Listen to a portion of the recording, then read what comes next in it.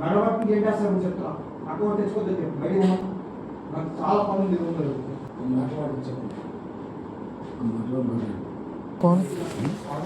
నువ్వా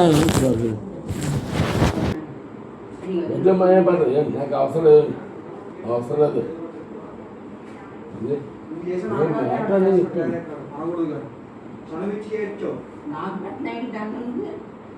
అమ్మకు దండం పెడతాను దండం పెడతా నేను చేయని చెప్పాను నీ టెన్షన్ పడను చేసుకోదా వర్క్ మానేమంటాడా ఉద్యోగం అని కట్టుకుంటారు రెండు ఎవరికైనా ఎంత పేషెన్స్ ఉంటుంది మరి అదే దాన్నే చేస్తాడా